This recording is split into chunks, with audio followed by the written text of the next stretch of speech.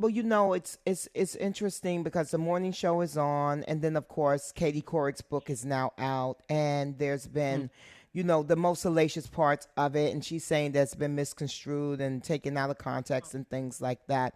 But one of the things that keeps coming up is that she was a bit of a mean girl, and she also said that for her, she always felt like she was in deep competition with anyone and everyone who was a woman who came on the set of the Today Show. Mm.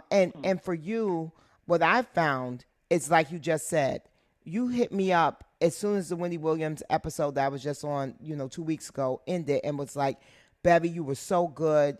You go. You need to be on daytime TV. You. That's all I've ever known you to be.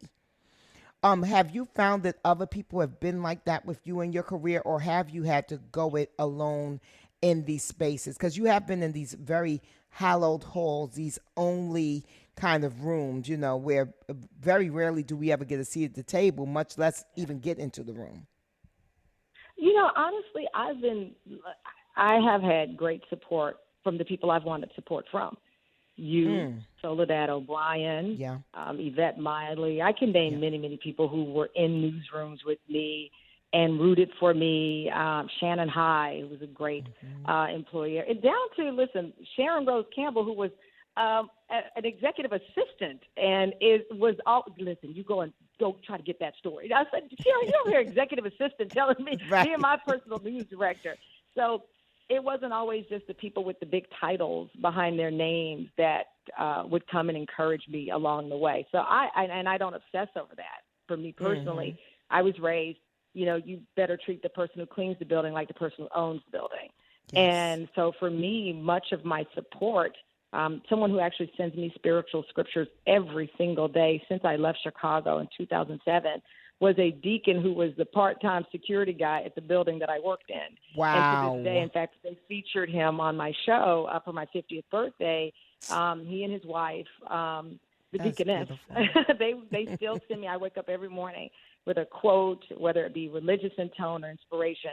And that was someone who rooted for me but didn't have the title of anchor or reporter or whatever Hmm. behind it. So I have been fortunate because I hope at the end of the day you receive what you give. And to your point, what I have always tried to do is give my best to people behind the scenes in our intimate conversations when we Yes. need to be rooted for. I was raised, my mother used to say, do not tell me we're trying to keep up with the Joneses. We are the Joneses. And I'm like, our last name is Amen. Hall. She goes, you get what I mean. So I was Right, raised exactly.